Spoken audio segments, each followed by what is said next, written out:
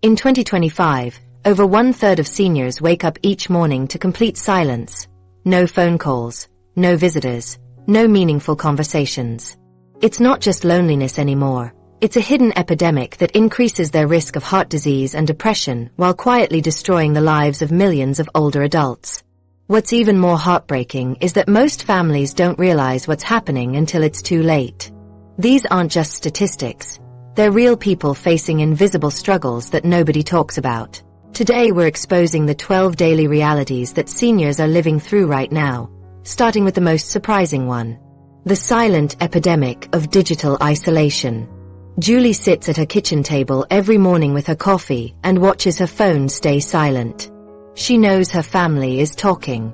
She knows they're sharing photos of her great-grandchildren's first steps, planning surprise birthday parties, and discussing holiday arrangements. She knows because when she finally gets that weekly phone call from her daughter, she hears fragments of conversations that happened days ago in group chats she can't access. Her son set up a smartphone for her 2 years ago with the best intentions. He showed her how to make calls and take pictures, but when he tried to explain group messaging, video calls, and family sharing apps, her mind went blank. The buttons seemed to multiply before her eyes. The screen moved too fast. Every tap brought up something unexpected. She nodded and smiled, pretending to understand, but when he left, she put the phone in a drawer and went back to her old flip phone. Technology became the family's primary language, while Julie remained fluent only in phone calls and face-to-face conversations. Her granddaughter sends videos to the family chat that everyone finds hilarious. Her nephew shares job updates and relationship news in real time. Her great-grandchildren's soccer games get live commentary from parents who can't attend. Julie discovers these moments happened when someone mentions them in passing during her scheduled phone calls. But by then, the excitement has faded and the moment feels stale. Research shows that 54% of older adults feel socially isolated, and Julie experiences this reality daily. These aren't seniors who refuse to adapt. These are grandparents who want desperately to stay connected, but find themselves locked out of the digital spaces where their families now live. Julie's isolation compounds when she misses her grandson's college graduation announcement because it only went to the family group chat. She finds out 3 weeks later during a routine call from her daughter, who assumes she already knows. The shame burns in her chest as she realizes she missed sending congratulations, missed asking about his plans, missed being part of the celebration in real time. Her granddaughter's engagement photos circulated for days among family members who commented and shared excitement, but Julie saw them for the first time printed out and handed to her during a visit. The cascading effects multiply. Birthday reminders now come through calendar apps and group chat notifications. Family reunions get planned through shared documents and polls. Emergency updates about health scares or urgent news spread instantly through family networks. But Julie remains in the dark until someone remembers to call her directly. She becomes the afterthought, the person who gets filled in later rather than included in the moment. The shame she carries grows heavier each day. Julie worked as a bank teller for 37 years, managing complex transactions and helping customers with financial technology. She raised 4 children, managed a household budget, and navigated every challenge life threw at her. But now she feels stupid because she can't figure out how to join a video call or respond to a text message with a photo attached. The woman who taught her children to be resourceful and figure things out now feels too embarrassed to admit she needs help with something her 8-year-old great-grandson does effortlessly. Her body begins responding to this digital isolation in ways she doesn't immediately connect. Her sleep becomes restless as she lies awake wondering what family news she missed that day. She checks her old flip phone repeatedly, hoping for calls that don't come because everyone assumes she's connected to the family chat.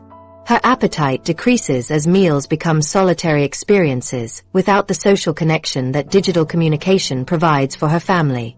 She finds herself feeling anxious about family gatherings, worried she'll reveal how much she doesn't know about recent family events.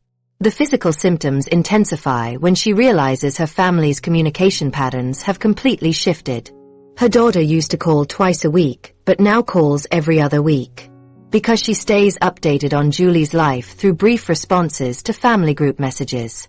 Her son assumes she's seeing the photos he shares of his kids because he posts them to the family chat daily.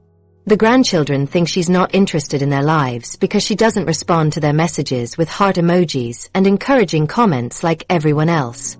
A cruel misunderstanding develops that neither side recognizes. Julie's family believes she prefers traditional phone calls and doesn't want to be bothered with constant digital communication.